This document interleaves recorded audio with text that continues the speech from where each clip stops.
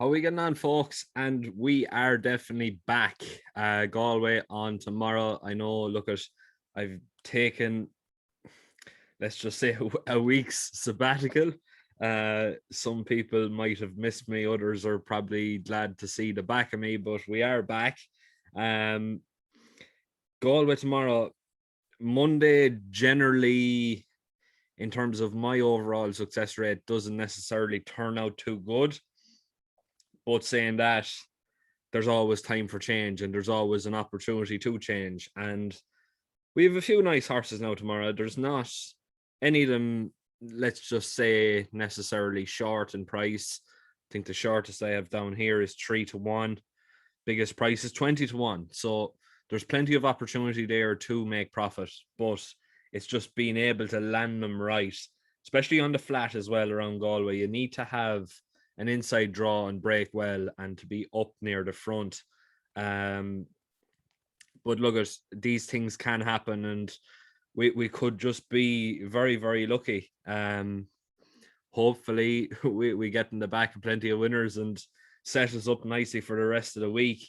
There's really no better racing festival than in Galway, and I am glad to be able to be a part of it there for a couple of days later on in the week. First of all, though, the first race off the 4:10, and this one here, bit of a tricky opening card. There's two horses in here really that take a little bit of interest for me, and the form definitely does tie in with it, with Entourage and I Am Magic. But for me, personally speaking, with Aidan O'Brien only winning 2 of the last 10 in this race, not necessarily something you'd be filled with a lot of confidence. I'm personally going with I Am Magic here at 7-2. I think this one here is a very reasonable price. It was a very much improved second last time out, ahead of Entourage. Duke de Sessa, there's one for a bit of money now tomorrow. Unraced horse, just going in here quickly looking at the breeding, Lope the Vega and Dark Cruiser. Probably a little bit on the quick side for the Lope the Vega horses. Now look at Lope the Vega. I just think that I suppose the softer ground definitely would suit them a little bit better. I don't think he's going to get that tomorrow. There is a good chance of rain tomorrow, but realistically, you would want a heavy downpour for a couple of days to really change the going in the ground here now for tomorrow. Personally speaking, I Am Magic has an awful lot to like about it. It's got obviously the inside draw. Lee Roach being a Galway man as well, he's going to want to get plenty of winners around Galway as well. Michael O'Callaghan has been in decent enough form and generally a fairly decent strike rate overall. And realistically, I think 7-2 is a very, very good value bet. If it drifts out anymore, could touch in around 5-1, and therefore it would be teetering on an each way play. But for me anyway, I Am Magic is the one to take this. I think 7-2 is a bit of a bargain price. 4:40 then the next race off of the day. Again, like we said, it's a bit of an open race and there's an awful lot of horses you could really make cases for in here. Obviously, Cisco Disco near the top of the market there, on a bit of a win and run, and a previous course and distance winner as well. But for me, Cisco Disco is just drawn out way too far. Around 7 furlongs around Galway, you don't necessarily want to be drawn out too far. Mother Country, though, 3-1. Drawn in stall 4, had a very nice win last time out in Naas. Realistically, it looks to be coming in here under the clash a little bit. And obviously, look at Billy Lee coming from Limerick and Willie McCreary. They are a partnership that's very, very solid, bred by Godolphin, owned by Godolphin. Dawn Approach, out of Good Place, Street Cry, Mare. Not necessarily too much to go on in the breeding, but the horse has improved for the better ground, and realistically is coming in here on good ground now tomorrow. Should have no problem drawn in stall 4. Generally does break fairly nicely. Just going into the last run, yeah, he was prominent, soon track leader, 3 lengths fourth under 4 furlong out. Headway going okay towards near side. Yeah, it's definitely the sign of something you want to see around Galway. You want to be able to see something that's going to be up with the pace, but not necessarily take them on in the lead. You don't want to be first going into the bend in Galway simply because it's a big, long uphill climb. Generally, so well, look at an awful lot of horses do get home, but you could often see the cases where a horse mightn't have the leg or mightn't have the ability. Look at Willie McCreary is 17% strike rate and Billy Lee is going off 11%. So look, it's a strike rate that I'd be happy with. I'd be happy to take it along. I think 3-1 is definitely fairly nice value here. Ground should be okay. Conditions should be fine. The weight is a little bit of a worry, but I still think there's more in the tank with this one here, and 3-1 looks to be a bit of a value bet, although it is favourite. 5:15 though, the next race off of the day, and one of the big prices of what I would be thinking. Throw a dartboard at this for this race. It's wide open. There's going to be a blanket finish, I can nearly tell. But for me, the one that's taken most interest for me, although not necessarily the most, I suppose, convincing, you could say, Fridtjof Nansen, 12-1. I think it's a great each way play at 12-1. Like I said, drawn install 7, not necessarily too bad, not great, but not the worst either. Second and third last time out, will like to go from the front.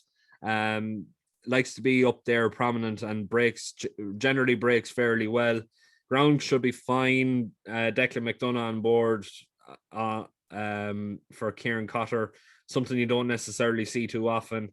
Ridden off 9 stone 11, so he is getting a bit of weight from a few of his rivals in here. And look, I think it's got a chance at an each way shot, but I wouldn't be necessarily too confident about this. Like I said, it's such a wide open race. You could make cases for absolutely every single one of them. Just Fridtjof Nansen for me, I think, is one of the more solid ones, and he's put in a couple of nice runs so far, getting a bit of weight off a few other rivals, and should definitely be there in the firing line. Look, at 12-1 is definitely a bit of value there for me, and I think realistically, out of all the each way plays you could have in this one, you could do an awful lot worse than Fridtjof Nansen. 5:45 then, and this one, I'm not. It's a tricky race. Mr. Coldstone, obviously, you have to respect Willie Mullins with Wayne Lorden on board, but 3-1 is much too short for me, and I think realistically, I think it's going to be found out here. The one that I am liking, familiar colours, lads. Don't forget the Me family and how much they love to get winners around Galway. Blowing Dixie, currently priced at 12-1 for Shark Hanlon and Joey Sheridan, claiming £5. It's a free £5 when Joey's on board. 12-1 is definitely well within its rights to go for an each way play. Now, this one is one of the ones that I'd be going against the grain with. Usually in the flat races in Galway, I'd be going more so on the inside rail. We're going on the outside here, but realistically, Shark Hanlon is going to have this horse absolutely tuned to the max. Joey Sheridan on board, you don't necessarily see him too often on Me horses. The simple fact of it is that this ownership part or owners partnership absolutely target every single horse they have for Galway, and going against them is the most dangerous thing you can possibly do if you're looking to make money in Galway. You're better going with them than against them. I think Blowing Dixie, second on his last 3 starts, previously by a win, distance winner. We know that they're going to be well suited to Galway. It's going to be well trained for Galway, and realistically, what is it, 12-1? Massive odds. You can't write these Me horses off, and especially coming from the Shark Hanlon. He's having a season of his life, and the fact that Joey does claim £5 is it's crazy. It's crazy. Basically running off here off 8 stone 12. So look at you're definitely going to get a good run for your money with Blown Dixie here. I think realistically it does have a serious chance and should definitely be well considered. I think it's got lots to like and realistically could have a big hand to play, as will all me horses in this meeting tomorrow. 6:15. We're just after coming off one me horse and we're going straight onto another. Willie Mullins and Jody Townend claiming 5 again. Another free 5. This one here drawn in stall 9. Nice little draw, not bad, but not great either. Course winner, 20-1. Exchange rate. I'd love to see the exchange rate in this one because I cannot see this horse staying at 20-1. Winner in, was it last year's Galway Festival? No, actually, it hasn't. When was it? It was August. So yeah, it was the festival of 2017. When winning at 7-2. Just trying to click into it here. Beating Great Trango, Rick Rack, Decision Time, I Like Him, Poker Party, Turnabout, California Soul, Kelter's Dawn, and Nice to See, etc. But look at, like I already said, the me horses are going to be well primed and well tuned for this meeting now tomorrow. Obviously, look at Willie does have the favourite in here with Foverus. Obviously Aubrey McMahon riding for, if I'm not mistaken, his father and Francis Mangan. I just think personally you're better off backing the me horses simply because you know exactly what their plan is. This horse has been aimed from the start of the year for this particular meeting, probably for this particular race. I think 20-1 is massive. I think Jody Townend is one of Ireland's most underrated lady jockeys. She is definitely a talent within herself, and pretty soon she's going to be, I suppose, I won't say that she's going to be troubling Paul, but she's definitely going to be thereabouts in terms of winners, because she is definitely, especially over the last couple of years, she's been definitely mixing it among the winners, especially around Galway. If I'm not mistaken, her first win was around Galway on Great White Shark. Could be wrong with that, but nearly certain it was. If I'm not mistaken, it could have actually been that race.